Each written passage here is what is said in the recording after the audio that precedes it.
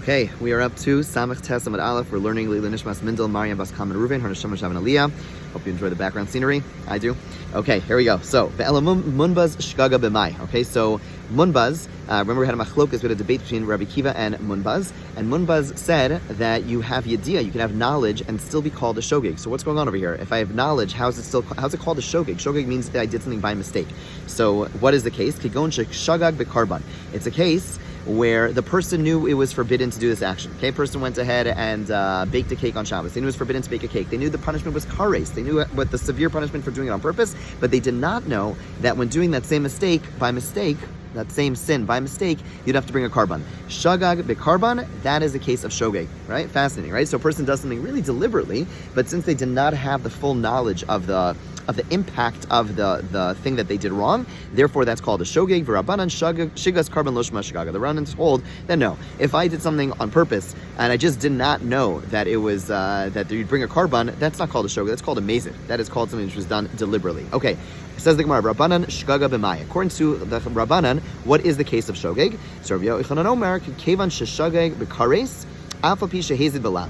So Rav Yochanan has an opinion who says that shogeg, included in a shogeg, is a person who knows that what they're doing is forbidden, but they don't know the severity of what they've done wrong. They don't know that there is going to be a punishment of kares. That's called a shogeg. Okay, Rish Lakish Amar Ach Yishkog Belav Vichares. Rish Lakish holds no. It's only a shogeg when you don't know that it's forbidden, and you certainly don't know that there's kares, right? So again, according to Rav Yochanan, according to Rish Lakish, that's probably the more classical way we think of shogeg. Shogeg means I didn't know it was mistaken. I didn't know it was wrong. I didn't know it was sinful. Whereas Rav Yochanan says, no, even if I did something which I knew was sinful, I just didn't know the severity of the sin, I didn't know you get kares, that is also called a shogeg. Amar Rava says, my time of Shimon Lakish, what's the source for Shimon Lakish? Amakra, asher lo te'asena b'shgaga ve'ashem, that it should not be done, and it was done inadvertently, it becomes guilty. So all the extra terminology there implies implies that the person has to be completely inadvertent. Not only are they inadvertent about some element of it, but they has to be completely inadvertent, meaning not only do they not know that the severity of the punishment, they don't even know it's wrong. They don't even know it's a lav. Okay. Rav Yochanan, what does Rav Yochanan do with this pasuk? So he's going to learn another thing. We're going to quote a brayso.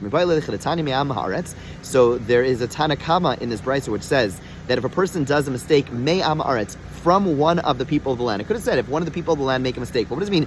From one of the people of the land, implying not all the people of the land are going to get the gift of bringing a karban chatas. What does that mean? Prat lemumar.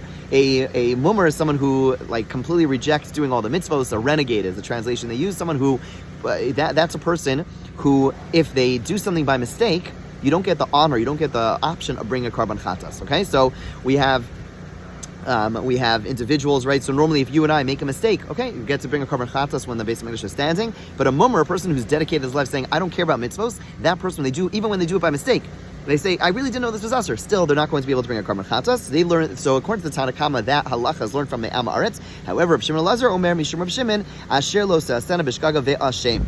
So that same pasuk that we just quoted earlier from Rish Lakish, that same pasuk is Lord teaching us that what? That someone who shouldn't do, again, the pasuk says, Asher Lo Se'asena B'Shgaga Ve'ashem, that they wouldn't do it by mistake.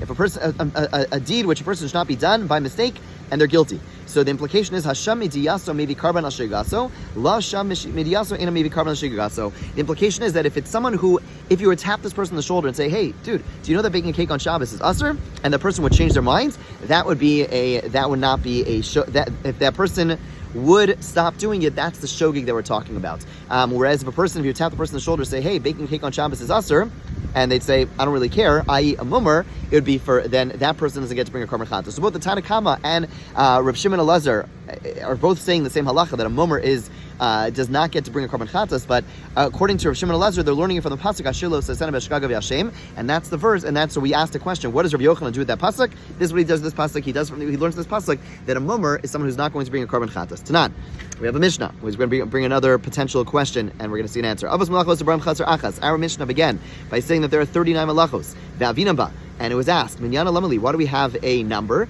Vam Rav Yochanan, Shemasan Kulam Helam Echad, Chayav Kol Achas V'Achas. So the answer was to teach us that if someone just forgets about Shabbos, or forgets about something, we'll see what that forgetting is, and they do them all in one lapse of awareness, meaning in one moment of forgetfulness, and they do all these 39 malachos, then they are going to bring a chatas for every single one of them. Okay, so that is the idea that that's what the Mishnah teaches. Why do I need to know the number to tell me? Meaning, it could have just listed you can't bake, you can't cook, you can't plant, you can't do this. Why does it give me a number to tell me that there's a maximum when it comes to Hilchos Shabbos? There's a maximum of 39 melachos that 39 karbanos that I'm going to bring for desecrating Shabbos. Ask the Gemara, Heichi mishkachas. So what's this case where a person forgot? Bizdon Shabbos shigag's melachas. So it must be the person knows it's Shabbos and they forgot that these things are forbidden. Okay, so they didn't know or they forgot, right? They knew and they forgot that these things are forbidden. Okay, so again, I know it's Shabbos, but I don't know that doing these malachos are forbidden. So Bishlam Rabbi Yochanan, Amar Kevin Sheshagag B'Kares, Afal Pisha Hezid B'Lav.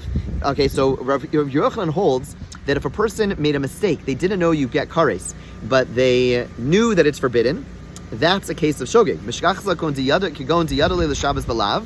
Okay, that person must. So what's the case? Well, it must be according to Rabbi Yochanan. The way we're going to explain our Mishnah is we're talking about a person who knows of Shabbos. What do you mean they know of Shabbos? What that means is that they know that on Shabbos is forbidden to do malachos, and they even know that these malachos are forbidden. It's just that they don't know there's kares. That's the guy. That's the individual who's going to bring these 39 karbanos. According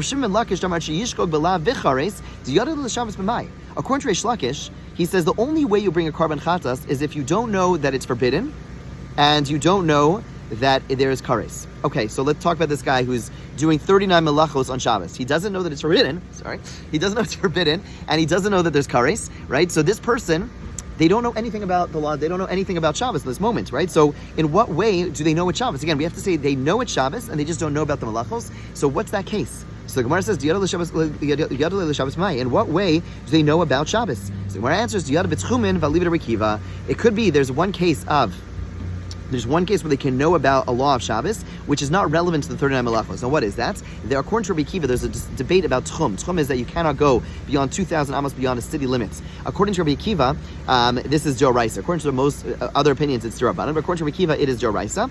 So the way the person knows that Shabbos is that they know I can't travel on Shabbos. They don't know anything else. And therefore, you can have a case where the person doesn't know any of these melachos are forbidden.